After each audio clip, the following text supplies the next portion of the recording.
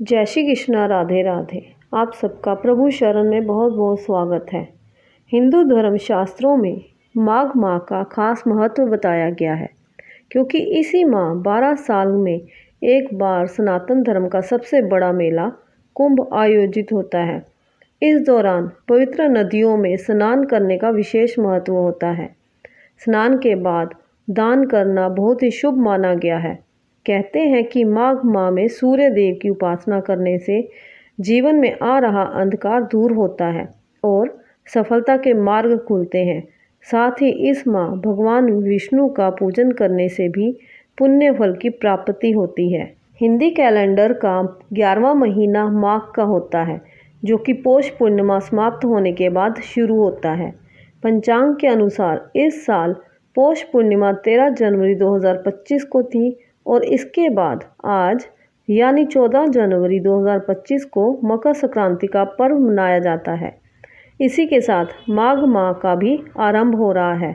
माघ का महीना 14 जनवरी 2025 से शुरू होकर 12 फरवरी 2025 तक रहेगा। इस माह भगवान सूर्य देव और भगवान विष्णु की उपासना का विशेष महत्व होता है। माघ मास कथा पहला अध्याय। एक समय श्री सूत जी ने अपने गुरुजी श्री व्यास जी से कहा कि गुरुदेव, कृपा करके आप मुझे माघ मास का महात्म्य कहिए, क्योंकि मैं आपका शिष्य हूँ।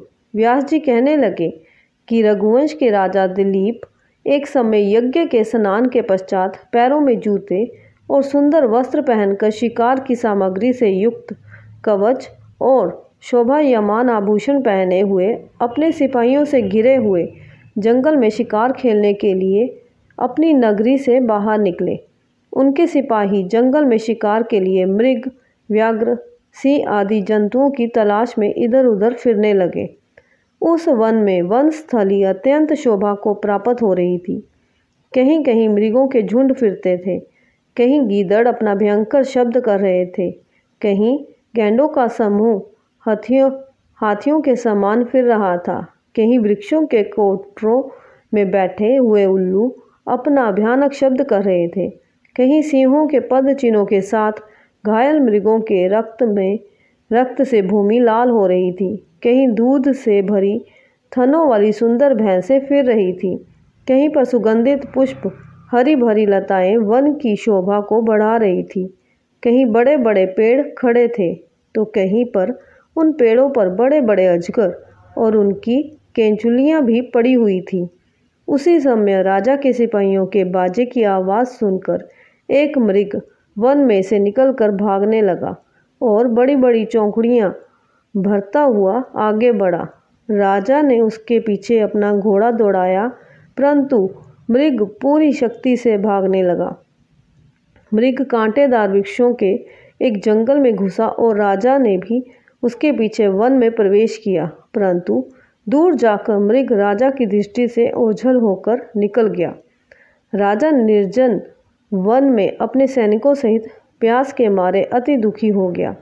दोपहर के समय अधिक मार्ग चलने से सैनिक थक गए और घोड़े रुक गए। कुछ देर बाद राजा ने एक बड़ा भारी सुंदर सरोवर देखा, जिसके किनारों पर घने वृक्ष थे। इसका जल सज्जनों के हृदय के समान स्वच्छ और पवित्र था। सरोवर का जल लहरों से बड़ा सुंदर लगता था। जल में अनेक प्रकार के जल जंतु, मछलियाँ आदि स्वच्छता से इधर उधर फिर रही थी। दुष्टों के समान निर्दयी चित्त वाले मगरमच्छ भी थे। किसी किसी जगह लोभी के समान सिमाल भी पड़ी हुई थी। जैसे विपत्ति में पड़े हुए लोगों को दुखों को हरने वाले दानी पुरुष के समान ये सरोवर अपने जल से सबको सुखी करता था। जैसे मेघ चातक के दुख को हरता है, इस सरोवर को देखकर राजा की थकावट दूर हो गई। रात्रि को राजा ने वहीं विश्राम किया और सैनिक पहरा देने लगे और चारों तरफ फैल गए। रात के अंतिम समय में शुकरों के एक झुंड ने आकर सरोवर में पानी पिया और कमल के झुंड के पास आया। तब शिकारियों ने सावधान होकर शुकरों पर आक्रमण किया और उनको मारकर पृथ्वी पर गिरा दिया।